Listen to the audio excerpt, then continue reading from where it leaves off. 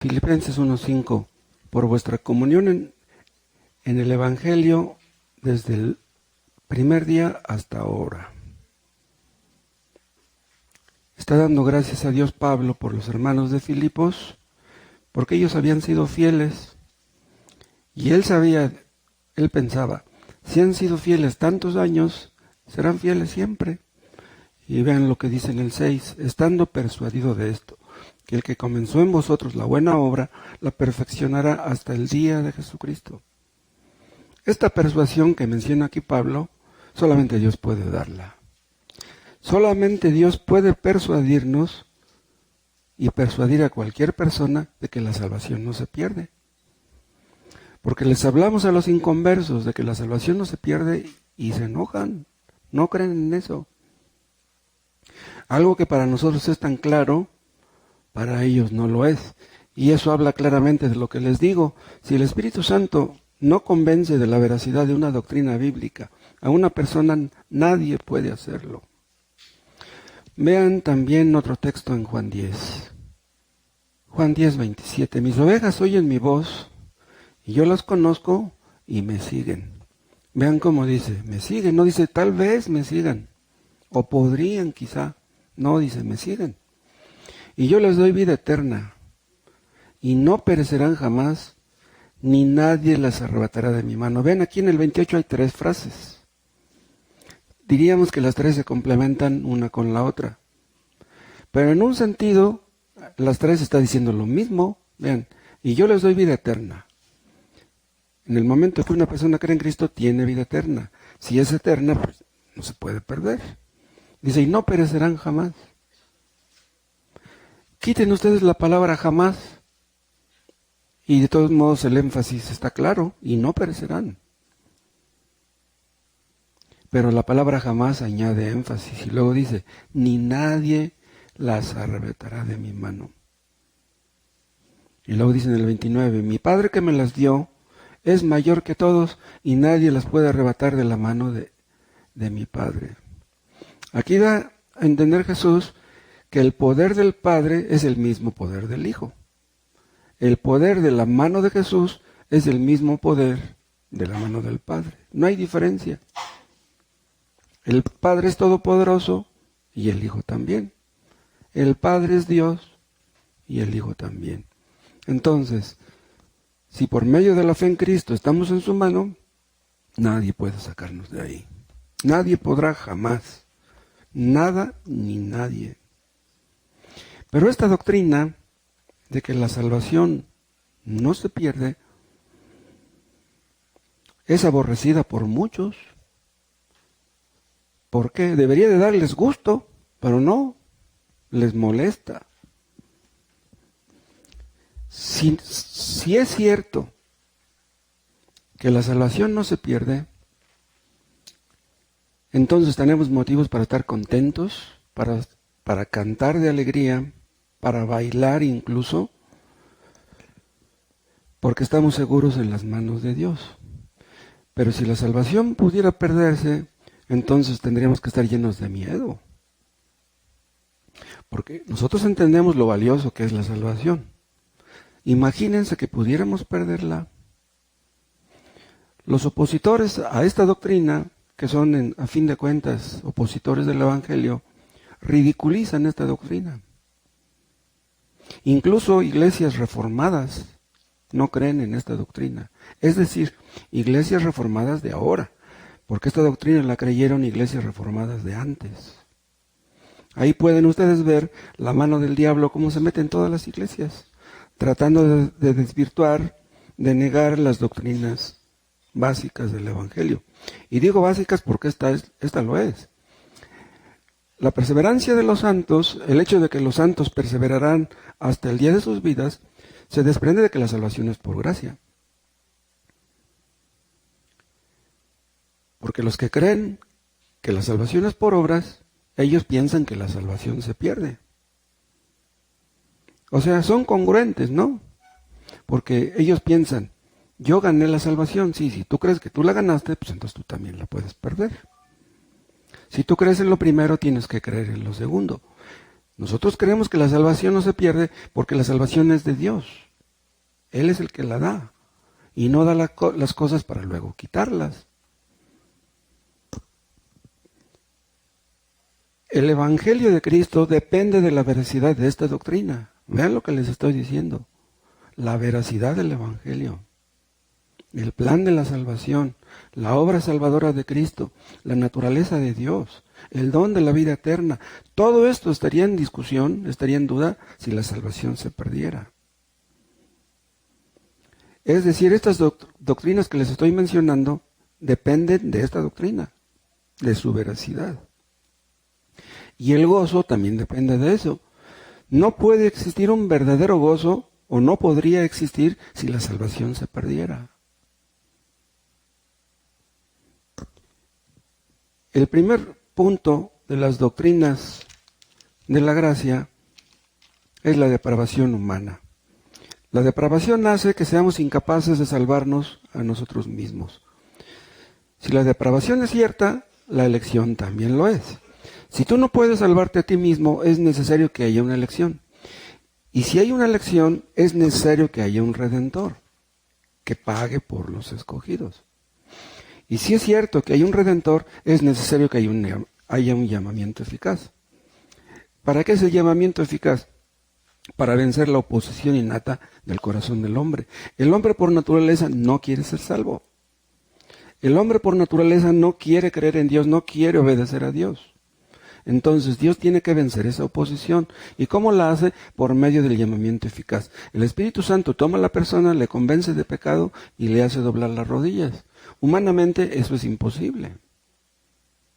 Entonces, si hay tal cosa como escogidos, y si hay tal cosa como un redentor que da la sangre por los escogidos, entonces tiene que haber alguien que los preserve, porque si va a dar la vida por ellos y luego pudieran perderse, entonces ¿de qué sirvió todo lo que Dios hizo antes? Acuérdense ustedes de que Dios nos preserva y es debido a eso que nosotros perseveramos.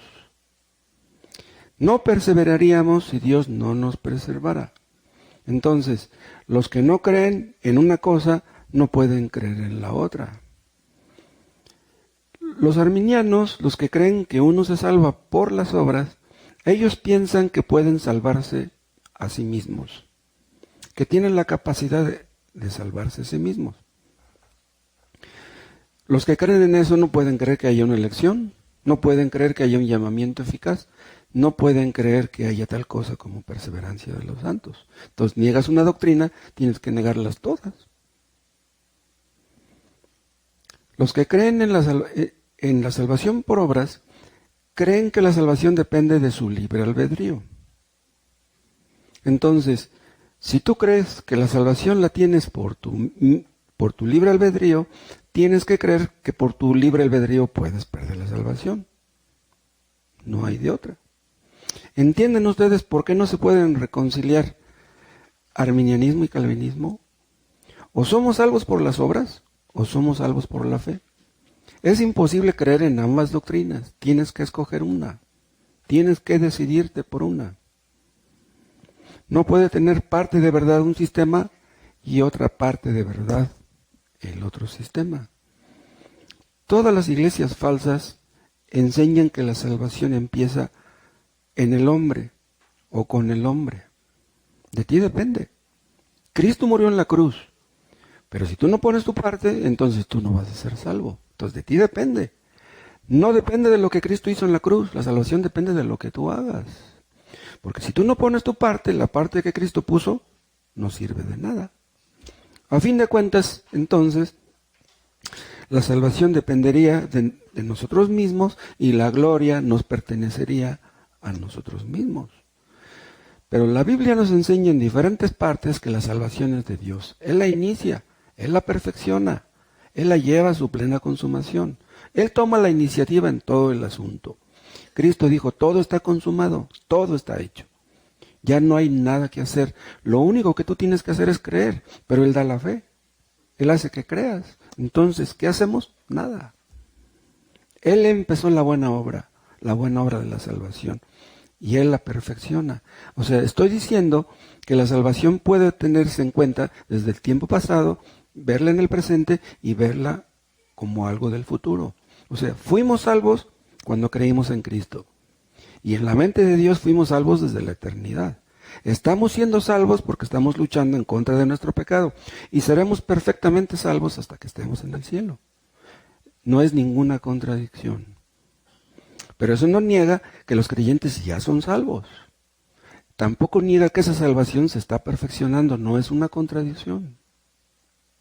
Él empezó esa buena obra y Él la llevará hasta el fin. Pero si los arminianos tienen razón, que la salvación se pierde, entonces los creyentes no podemos estar seguros. En realidad no podríamos estar seguros de nada. Y no podríamos tener gozo, repito. Ellos creen, los que niegan esta doctrina, que un hombre que fue regenerado ayer podría ser mañana otra vez desregenerado, si se puede decir. Era hijo de Dios ayer y mañana será un hijo del diablo de nuevo. Y si les enseñamos ese texto que dice que ahora pues ninguna condenación hay para los que creen en Cristo Jesús, ni lo entienden ni lo creen. Las cosas más importantes, las cosas más cruciales de la vida cristiana están en duda por estas personas. No creen que un creyente pueda estar seguro y cierto de tener vida eterna. Y eso significa que en el fondo ellos no creen que la salvación sea de Dios. Ellos creen que la salvación es del hombre. Tú escoges ser un hijo de Dios, tú escoges ser un hijo del diablo. De ti depende. Tú puedes ser justificado hoy, tú puedes ser perdonado hoy, tú puedes ser salvado hoy y perdido mañana de nuevo. El arminianismo, lo hemos visto antes y lo repito, es un sistema que opera en base al temor. Escuchen, todas las iglesias falsas se espantan a la... Les dicen que si tú no haces esto, si tú no haces aquello, vas a perder tu salvación. Entonces la gente hace lo que hace motivado por el temor. No aman a Cristo, no son salvos. Todo lo que hacen, lo hacen por miedo. Van al culto por temor, dan una ofrenda por temor, dan un diezmo por temor, oran por temor, leen la Biblia porque tienen miedo, pero no hacen esas cosas porque amen a Dios. Y como amenazan a la gente, supuestamente les gusta el gozo y la alabanza, o el gozo que se deriva de la alabanza. Pero ¿cómo pueden tener paz? ¿Cómo pueden tener tranquilidad si creen que la salvación se pierde? Pobres personas. Ellos creen que haciendo esto y aquello y aquello y aquello, a lo mejor un día Dios les da la salvación. Y estoy diciendo la palabra da, porque ya no sería un don, ya no sería un regalo. Porque si están haciendo obras, llegarían al punto de decir, no, Dios me tiene que dar la salvación. Dios está obligado a salvarme. Les hacen creer a esas personas que ya son salvas, porque se bautizaron, porque hicieron una profesión de fe, pero los engañan. ¿Qué dice la palabra de Dios acerca de esta doctrina? Esto es lo importante. ¿Qué es lo que la Biblia dice? Y debemos aclararlo porque es una doctrina muy mal entendida, muy mal interpretada. Incluso amigos del cristianismo la han atacado. Vean, amigos del cristianismo. Los opositores no pueden definir correctamente esta doctrina. Se burlan, ellos dicen, pues entonces si ya soy salvo, puedo pecar porque al fin pues no puedo perder mi salvación. O sea, ellos creen que esta doctrina fomenta el pecado, promueve el pecado. Pero es así. Nosotros creemos en la perseverancia de los santos. Pero solamente los santos perseveran. Los hipócritas no perseveran. Nosotros creemos en la perseverancia de los santos porque Dios nos preserva. ¿Se acuerdan ustedes? Dios preserva y nosotros perseveramos. Vean, nosotros somos responsables de perseverar. Dios no va a perseverar por nosotros. Es una orden que tenemos nosotros que cumplir. ¿Pero por qué es que perseveramos? Porque Dios nos preserva. Porque si Dios no nos preservara, olvídense. En un descuidito, en cualquier momento cometemos un pecado. Pero sabemos que Él está detrás de nosotros y Él nos guardará, no completamente sin pecado, nos guardará de los efectos perniciosos que tienen encima todos los inconversos. Un inconverso no es salvo, haga lo que haga y crea lo que crea. Si no está en Cristo, de nada sirve todo lo que hace. ¿Puede un creyente perder la salvación? Un día hace algunos años, ustedes se acordarán, yo empecé una predicación haciendo esta pregunta. ¿Qué hubiera sucedido si el rey David, en el momento que cayó en adulterio, en ese momento que estaba en el acto de adulterio, le hubiera dado un infarto fulminante y no hubiera tenido tiempo de arrepentirse? ¿Hubiera sido salvo o hubiera sido perdido? Y a mí me sorprendió que muchos dijeran, no, pues hubiera perdido. Pero vean, si el rey David hubiera muerto en el acto de adulterio y no hubiera tenido tiempo de arrepentirse, entonces eso significaría que nuestra salvación depende del arrepentimiento. ¿Nuestra salvación depende del arrepentimiento? No. Nuestra salvación depende de lo que Cristo hizo por nosotros. ¿Sí? El arrepentimiento es un medio que Dios usa para salvarnos, pero el arrepentimiento en sí no salva. ¿Sí? Entonces, ¿se hubiera arrepentido o no de su adulterio del rey David? De todos modos hubiera ido al cielo. Ahora, esto se puede aplicar acerca de cualquier motivo, acerca de cualquier pecado, perdón. Supongamos que un creyente miente. Llega un cobrador y se asoma el hijo y dice, dile a tu papá, por favor, que aquí está el de Coppel, que si no sale, a que se ponga al corriente. Entonces el papá le dice al hijo, dile que no estoy. El papá es creyente y le dice al hijo, dile que no estoy. Después de decirle al hijo, dile que no estoy, le da el infarto fulminante y se muere. ¿Ya no se arrepintió? ¿Qué diferencia hay entre el pecado que cometió David con esa mentira que hizo este cristiano? No hay ninguna diferencia. Cualquier pecado que una persona cometa podría llevarle al infierno, ¿no? Cualquier pecado del cual no se arrepintiera. O sea, estoy hablando yo como una hipótesis, ¿no? Entonces, esas personas creen que son salvas porque ellos se arrepintieron, porque ellos se bautizaron. Ellos creen que la salvación dependió de ellos, entonces también de ellos dependería su condenación. Dios nos preserva, vean, esta es la causa. Nosotros perseveramos, ese es el efecto. ¿Es posible que haya un efecto sin causa? ¿Es posible eso? Si nosotros perseveramos es porque hay una causa. La causa es que Dios nos preserva. Pero los opositores a esta doctrina dicen que puede haber efectos sin causa. ¿Cómo ven? Eso es imposible. Los creyentes son salvos fuera de duda y lo serán hasta el fin de sus vidas porque Dios es el que se encarga de que perseveren. Es Él el que lo hace. Él se encarga del asunto. Cuando Dios une a un creyente a Cristo, cuando esa persona está en Cristo, siempre lo estará. Nunca dejará de estarlo. Fuimos unidos a Cristo, ¿por qué? ¿Porque le dijimos que nos uniera? No. La unión con Cristo es una doctrina que glorifica a Dios. Él es el que nos pone en Cristo. Cristo es el que nos tomó en cuenta aún desde antes de que naciéramos. Nuestros nombres estaban escritos en el libro de la vida mucho antes de que este mundo fuera hecho.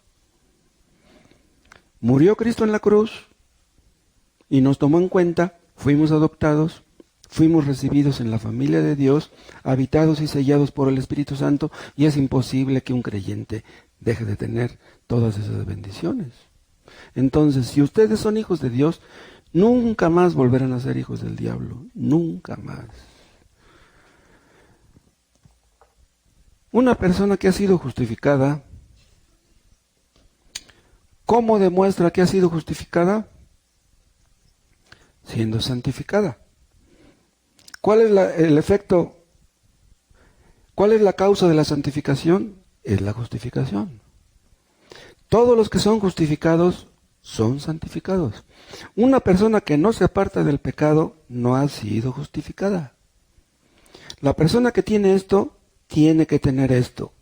Y esta persona por fin será glorificada. Entonces Dios empezó la buena obra aquí en este punto. Fuiste justificado por la fe. ¿Y cómo sabemos que lo eres? La justificación es un acto de Dios. No es algo que hacemos nosotros. Pero en este asunto colaboramos y las personas que nos rodean pueden ver que hemos sido santificados cuando nos apartamos del pecado. Tú dices que eres cristiano, llegas a la casa, llegas insultando, ofendiendo, pegando, etcétera. ¿Cómo puedes decir que tú has sido justificado? Entonces, cuando tú eres santificado, demuestras que ya fuiste justificado. Y eso demuestra que un día estarás en la gloria. No te quepa ninguna duda. Si esto no es motivo para estar contentos y agradecidos, entonces ¿qué? Cuando una persona es regenerada, el Espíritu Santo habita en esa persona, mora en esa persona.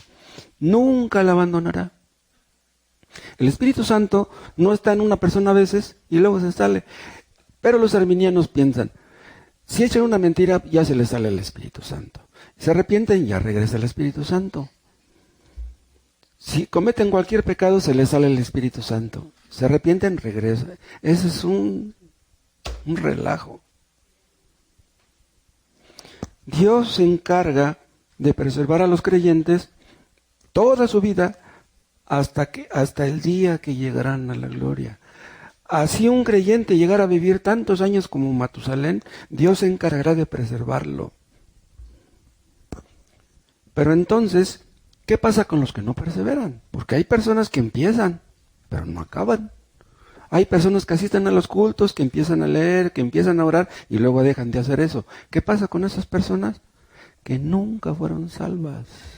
Salieron de nosotros, pero no fueron de nosotros, no eran de nosotros. Judas Iscariote traicionó a Cristo. ¿Perdió su salvación? Él nunca fue salvo. Nunca fue salvo. Y eso está escrito. No podemos decir que Judas Iscariote fue salvo un tiempo y por lo que hizo perdió la salvación. Esta doctrina de la perseverancia de los santos no puede ser entendida por esas personas. ¿Saben por qué? Porque no son santos. Solamente un santo puede entender esto. ¿Qué cosa es un santo? Es una persona que se aparta del pecado. Pero ellos creen que los santos son los perfectos, son perfectos. Si así fuera cierto que ser santos es lo mismo que ser perfectos, pues entonces nadie sería santo. Si el mismo apóstol Pablo tuvo que decir, miserable hombre de mí, ¿qué será de nosotros que no somos apóstoles? Pero en el momento que somos justificados, vean, empieza el proceso de santificación. Y vean, esto tal vez no lo experimentemos. ¿Qué se siente ser justificado? Pues quién sabe qué se siente. Pero vean, este punto, sí lo experimentamos. Y lo pueden experimentar los que nos rodean. Debe haber un cambio en la persona que ha sido justificada. Y ese cambio, esta santificación, va creciendo día con día. Hasta que llega al punto de que no nos cabe ninguna duda de que somos hijos de Dios. Y que los que nos rodean debieran llegar a estar seguros también de eso. Si fuera posible.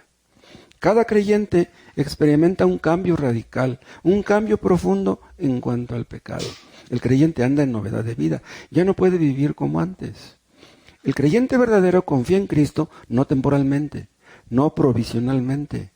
La fe en Cristo es algo que empieza en un momento dado y que nunca nos será quitada. Vean, la fe verdadera puede fluctuar.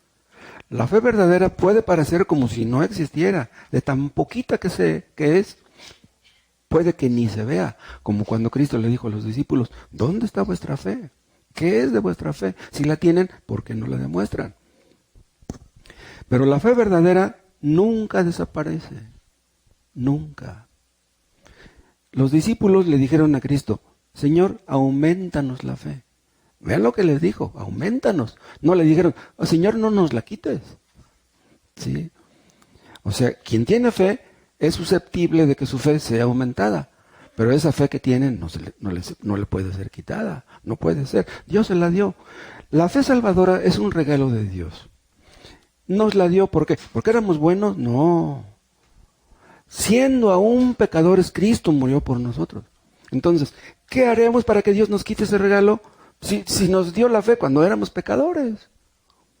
Que Dios nos dijera, mira, yo te doy la fe salvadora, yo te salvo. Ah, pero si pecas, entonces te voy a quitar la salvación. Eso no es posible. La fe es un don de Dios. La fe es divina, la fe no es humana. La fe no es confeccionada en fábricas en este mundo. La fe viene de arriba. Si la fe fuera humana, podríamos tenerla hoy y perderla mañana. Pero como la fe viene de arriba y es un regalo de Dios, Él ha prometido nunca quitárnosla. Nosotros, los seres humanos, podemos perder cualquier cosa que tenemos hoy. Cualquier cosa. Dinero, salud, una casa, un carro, un hijo. Podemos perder cualquier cosa. Pero la fe que Dios nos ha regalado, esa nunca nos la quitará. Si la fe fuera de origen humano, como a fin de cuentas lo creen los arminianos, nos meteríamos en problemas a cada rato. Por ejemplo, si una persona que tiene esta clase de fe humana tiene problemas, podría perder la fe. Por ejemplo, la esposa de Job. Nosotros tenemos bases para creer que la esposa de Job nunca fue salva. Pero vean, le dolió tanto haber perdido a sus hijos que maldijo a Dios. ¿Era necesario que Dios le quitara 10 hijos para que maldijera a Dios? No, con uno que lo hubiera quitado, hubiera maldecido a Dios. No pudo soportar que le quitara los hijos y que le quitara las riquezas. Un inconverso que dice ser creyente, vean, una persona religiosa que se bautizó en X iglesia, ellos piensan que las pruebas y las dificultades son del diablo. Entonces, las pruebas y las dificultades pueden empujarlos a perder la salvación. ¿Sí? Si eso fuera cierto, ¿sí?, entonces todos estaríamos en problemas, si la fe fuera como ellos dicen. Entonces, si hoy tenemos fe, eso no garantiza que la tendremos mañana, porque aunque hoy estemos firmes, quién sabe cómo estaremos mañana. Pero esa clase de fe, repito, nos ha sido dada y Dios nunca nos las quitará. Las pruebas hacen volver al mundo a esas personas. Muchas personas se meten en esas religiones falsas, porque les prometen que van a sanar a algún enfermo, les prometen que les van a prosperar en lo material, no tienen trabajo, pues vente, mira, vamos a orar por ti, Dios te va a dar un trabajo. Y luego a la mera no les cumplen. Entonces dicen, me prometieron que me iban a sanar y como no me sanaron, ahí nos vemos. Se alejan de Dios, se alejan de la iglesia porque no les cumplieron lo que les prometieron. Pero ellos estaban poniendo sus ojos en los hombres, sus esperanzas y no en Dios. Les hicieron creer a esas personas que la salvación dependía de ellos. Mira, si tú vienes al culto, si tú das tu diezmo, oye, ¿quieres que tu hijo sane de su enfermedad? Y no quieres dar diezmo, no, tú tienes que dar tu diezmo para que tu hijo sane. Imagínense cómo los engañan. Y luego en esas iglesias falsas, las personas se van porque les engañaron y luego les dicen, perdieron su salvación. Mientras estaban aquí eran salvos, pero como se fueron, ya perdieron la salvación. Si la fe y el arrepentimiento fueran de confección humana, estaríamos en graves problemas. Vean Romanos capítulo 11. Romanos 11, 29. Porque irrevocables son los dones y el llamamiento de Dios. Aquí dice irrevocables. O sea, algo que no se puede revocar, algo que no se puede anular, Algo que no se puede quitar. ¿Cómo dice la versión antigua? ¿Quién tiene la versión antigua? ¿Nadie? ¿Cómo dice? Vean cómo dice la versión antigua. Sin arrepentimiento son las mercedes. Aquí se traduce como dones. O sea, sin arrepentimiento son los dones. ¿Qué quiere decir? Que cuando Dios da algo, no se arrepiente de haberlo dado. ¿Sí? Ustedes le dan a un hijo un premio. Mira, hijo, yo te voy a regalar tanto si tú haces lo que yo te digo. Le regalan algo, pero luego un día les desobedece. ¿Le van a quitar lo que ya le regalaron? Ustedes podrían hacerlo, ¿sí? Pero Dios no lo hace. Cuando Dios regala algo, Dios nunca te lo va a quitar, nunca. Sin arrepentimiento son sus dones. Él no se arrepiente de dar lo que da. Ay, ¿por qué le di la salvación a ese fulano? Me arrepiento de habérsela dado. Eso nunca va a suceder. Ni nosotros le quitamos un regalo a una persona si se lo damos. ¿O sí? ¿Ustedes alguna vez le han quitado un regalo a una persona? Cuando Dios nos dio la salvación, no se fijó en si la merecíamos. Entonces, ¿en qué se fijará para quitárnosla? No se fijó si la merecíamos. Él nos dio la fe salvadora y por lo tanto en su mano estamos seguros y firmes. Si los creyentes perseveran, es porque Dios los preserva. ¿Y saben qué? Eso nos humilla hasta el polvo. Hermanos, no podemos orar sin Dios, no podemos leer sin la ayuda de Dios, no podemos evangelizar sin la ayuda de Dios. Estamos a merced del enemigo si Dios no nos ayuda. No podemos hacer nada sin la ayuda de Dios. ¿Ven ustedes cómo la preservación está sobre los creyentes? Nada podemos hacer sin Él. Entonces, es que Dios nos preserva el por qué nadie puede arrebatarnos de su mano. Es su poder, no es el nuestro. Porque si alguien pudiera arrebatarnos de su mano, entonces significaría que Dios falló, lo cual es imposible. Vean Filipenses capítulo 1, Filipenses 1:6. Estando persuadido de esto, que el que comenzó en vosotros la buena obra, la perfeccionará hasta el día de Jesucristo. Los arminianos dicen que no es cierto esto, que Dios nos perfeccionará. Pero aquí lo dice. Entonces, ¿en cuál Dios están creyendo? No están creyendo en el Dios de la Biblia. Ellos están creyendo en un Dios que no es todopoderoso. Nosotros creemos que Dios perfecciona su obra porque Él es todopoderoso. Porque Él está por encima de nuestras debilidades. No somos nosotros los que hacemos esto. Él se encargará del asunto. Nosotros no pudimos comenzar la buena obra. Díganme, ¿ustedes buscaban a Dios? Yo no. Yo la verdad, yo no buscaba a Dios. Él era el que me andaba buscando a mí. Si nosotros no podemos comenzar la buena obra, mucho menos podemos perfeccionarla. Existen iglesias que dicen ser evangélicas y que dicen creer en la salvación por gracia. Pero ¿cómo es posible que si creen que la salvación es por gracia, creen que se puede perder? Entonces, si se puede perder ya no es por gracia. ¿En dónde está la gracia si tú puedes perder lo que Dios te ha dado? Ah, pero ¿qué creen que dicen? Bueno, el diablo no te puede arrebatar de la mano de Cristo. Pero como Él te dio un regalo, si tú no cuidas ese regalo, tú lo puedes perder. Vean qué astutos. Vean qué astutos. Dice, sí, la salvación es un regalo, pero tú tienes que cuidarlo. Y si no lo cuidas, lo puedes perder. Pero este versículo dice que quien cuidará el regalo es Dios mismo. No somos nosotros los que lo vamos a cuidar.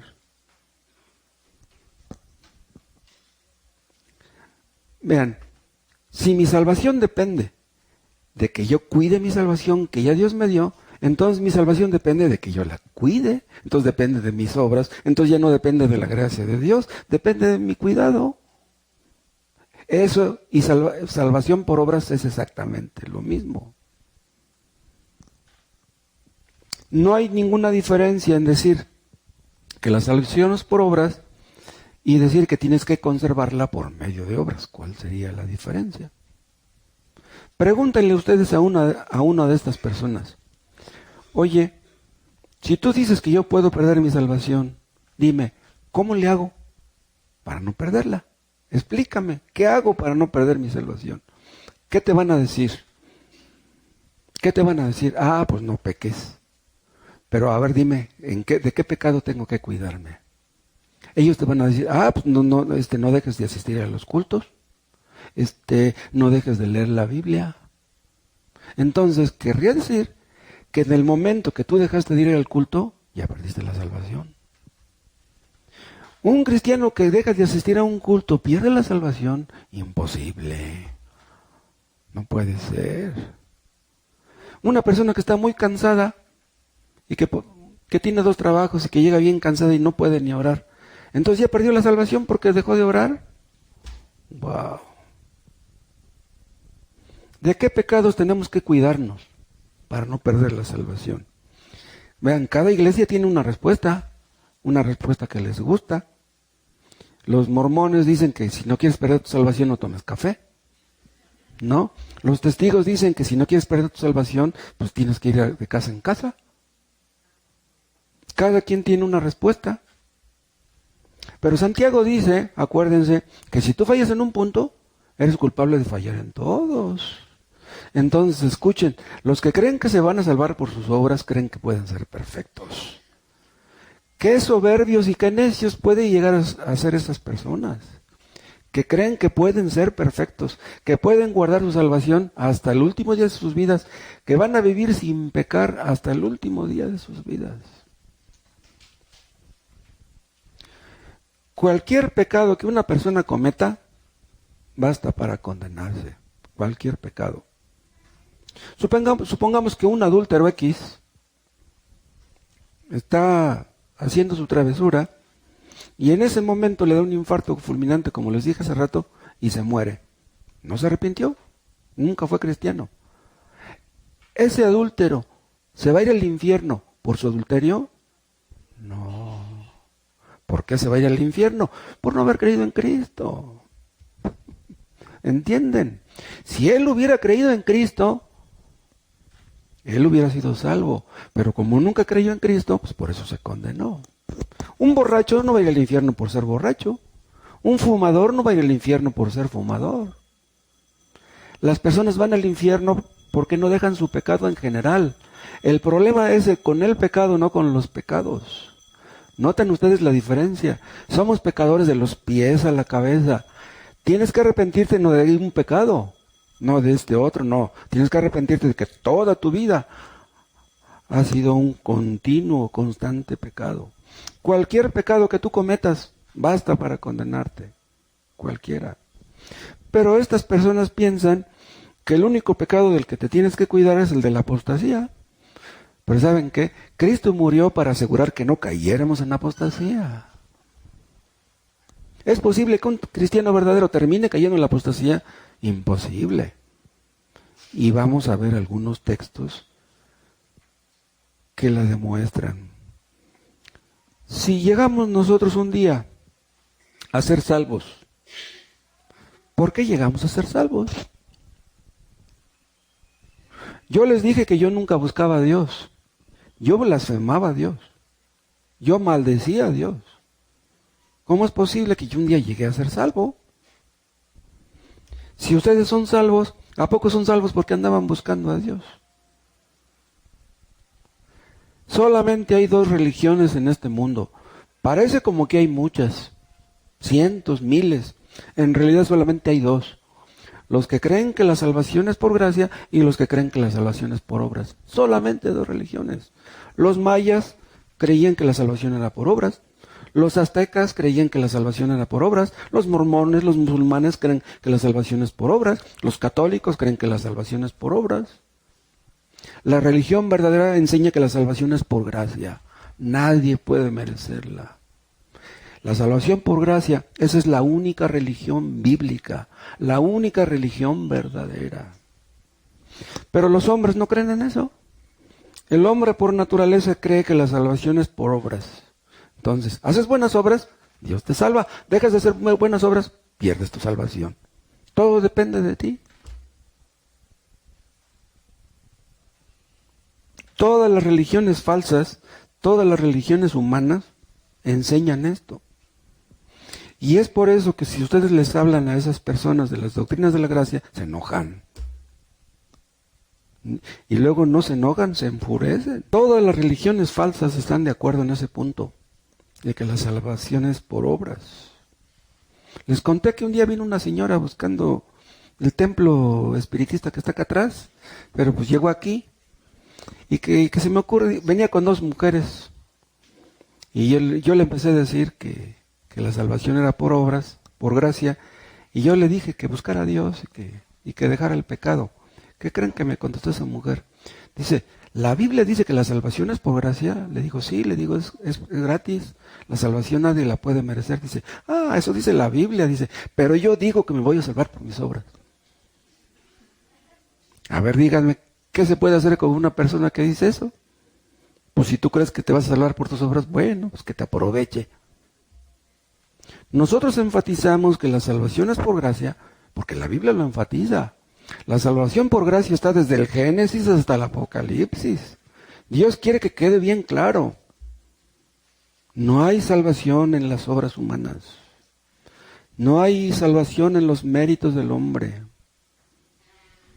Pero entonces, si es tan claro que la salvación es por gracia, ¿por qué tantas doctrinas, tantas iglesias que dicen ser cristianas o evangélicas lo niegan?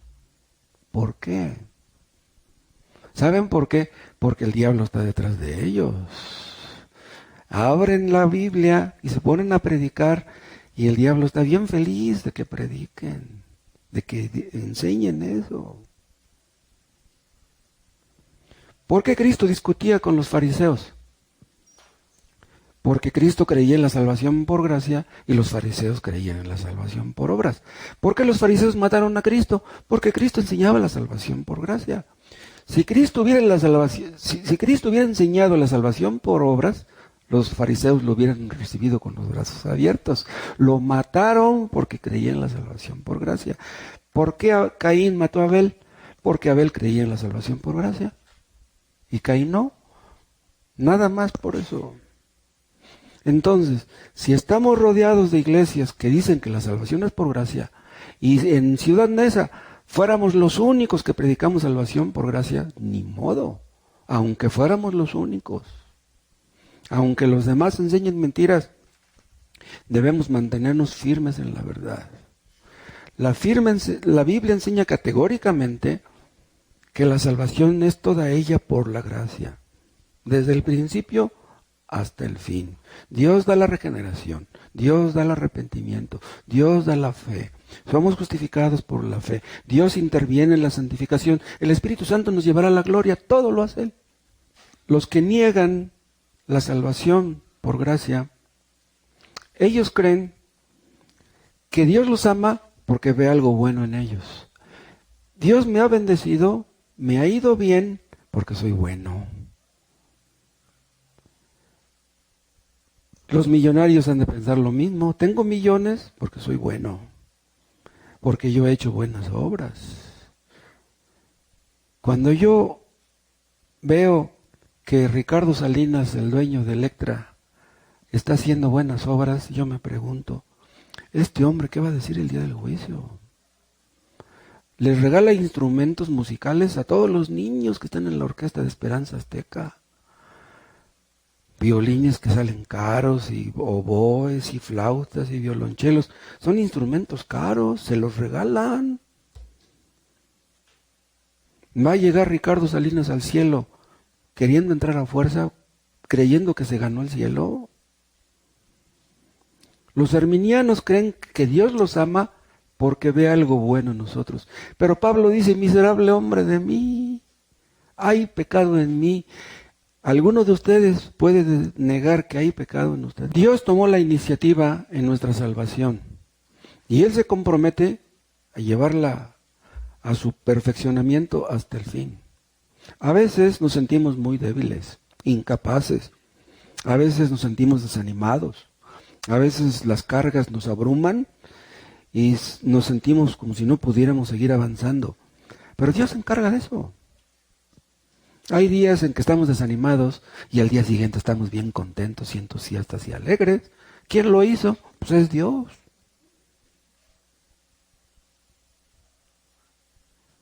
Vean Juan capítulo 5, Juan 5:24. De cierto os digo, vean un juramento, el que oye mi palabra y crea el que me envió, tiene vida eterna. Y no vendrá condenación, mas ha pasado de muerte a vida. Vean, tiene vida eterna, no dice que tendrá, ahora. El que cree en Cristo ahora tiene vida eterna. Y esa vida eterna la tendrá por siempre jamás. Vean Juan capítulo 6. 6:37. Todo lo que el Padre me da, vendrá a mí. ¿Ven? ¿Hay una duda aquí? Todo lo que el Padre me da, a lo mejor vendrá a mí. No. Todos los dados por el Padre vendrán a Cristo. Todos. Y dice, y al que a mí viene, no le echo fuera. Pero los arminianos dicen que sí. Tú viniste a Cristo ahora, pero mañana Dios te va a echar fuera si cometes algún pecado.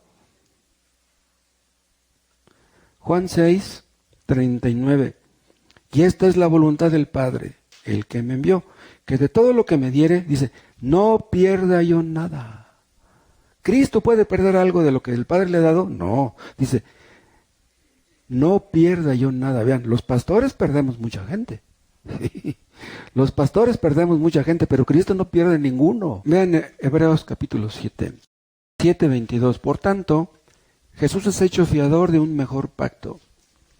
Y los otros sacerdotes llegaron a ser muchos, los sacerdotes del Antiguo Testamento, debido a que por la muerte no podían continuar. Se moría un sacerdote, otro ocupaba su lugar. Mas y habla de Cristo, por cuanto permanece para siempre, tiene un sacerdocio inmutable. Hay una traducción que dice, tiene un sacerdocio intransferible. ¿Sí? Cristo es nuestro sacerdote. Y dice el 25, por lo cual, puesto que es un sacerdote inmutable, dice, puede también salvar perpetuamente a los que por él se acercan a Dios, viviendo siempre para interceder por ellos. Entonces, podríamos perder nuestra salvación si Cristo muriera, o si Cristo dejara de interceder. Eso es imposible. Los sacerdotes antes se morían, Cristo no puede morir. Cristo no puede dejar de interceder por los suyos. Vean, acuérdense que Cristo no intercede por todos, intercede por los suyos. Entonces, si Cristo intercede por los suyos, ¿cómo podría ser que pudiera perderse uno solo? Vean Juan 17, 17:11. Y ya no estoy en el mundo, mas estos están en el mundo, los creyentes, ¿no?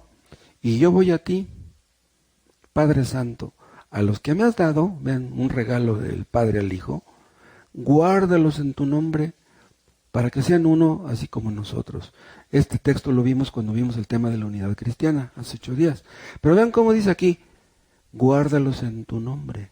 ¿Qué quiere decir guárdalos en tu nombre? Guárdalos es sinónimo de protégelos, cuídalos. Y en tu nombre quiere decir guárdalos en tu poder, guárdalos en tu amor, guárdalos en tu misericordia, guárdalos en tu fidelidad. Entonces, es imposible que los creyentes puedan perderse. Y vean el versículo 12. Cuando yo estaba con ellos en el mundo, yo los guardaba en tu nombre. A los que me diste, yo los guardé, y ninguno de ellos se perdió, sino el hijo de perdición, para que la escritura se cumpliese. Vean, Dios le dio al Hijo 12 apóstoles. 11 fueron salvos, 1 fue perdido. Cristo pudo guardar a 11 y no pudo guardar al número 12. Le falló poder a Cristo, no pudo salvar a Judas Iscariote. Estaba escrito que no iba a ser salvo. Desde el momento que fue nombrado apóstol, Cristo ya sabía que él lo iba a traicionar. Cristo conocía su corazón.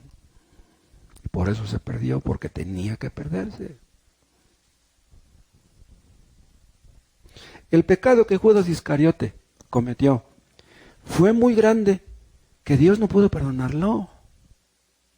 Sí, el pecado que Judas Iscariote cometió fue terrible, pero también pudo haber sido perdonado si se hubiera arrepentido.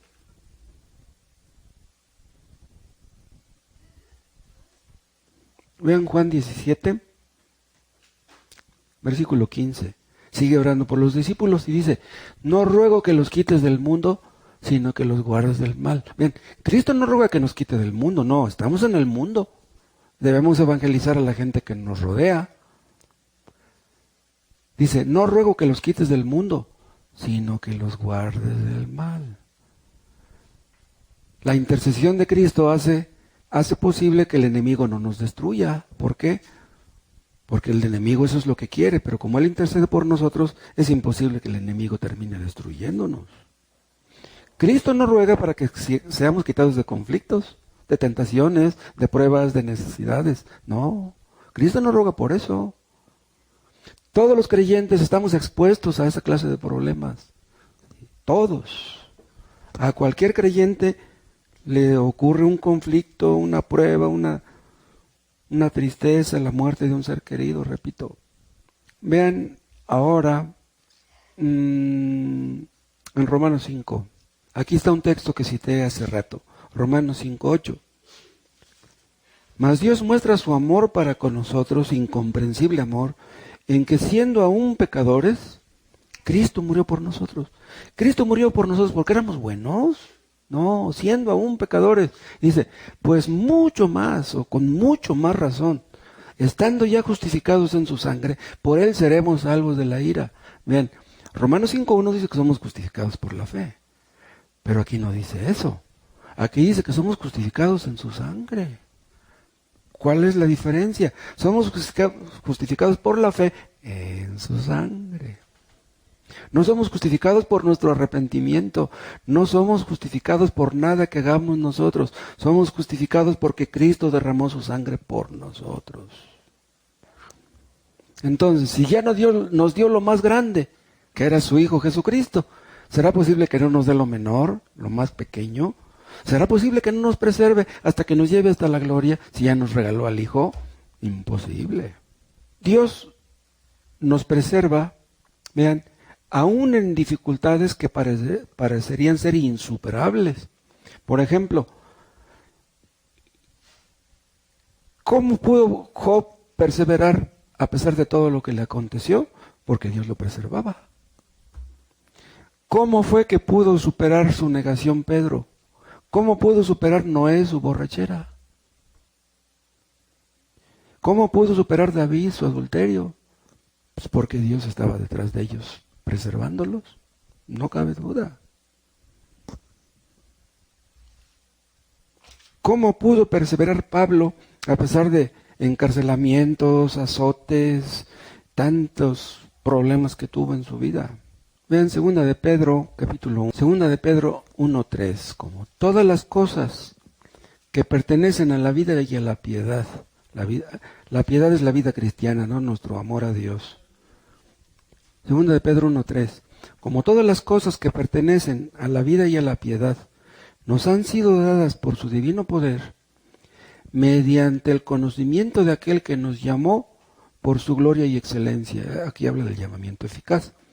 Por medio de las cuales, ¿sí?, nos ha dado preciosas y grandísimas promesas, para que por ellas llegaseis a ser participantes de la naturaleza divina. Vean, ¿qué está diciendo Pedro aquí? Que los creyentes hemos llegado a ser participantes de la naturaleza divina. ¿Entienden eso?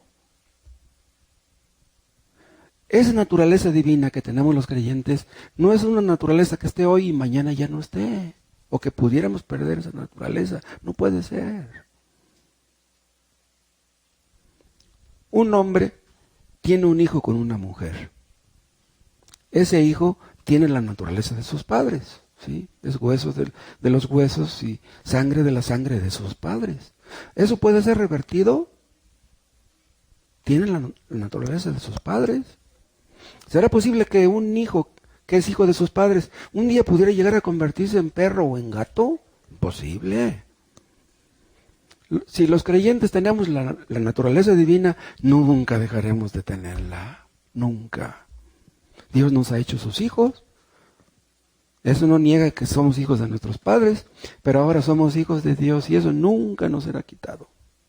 Vean 1 de Juan 3, dice el 3:9.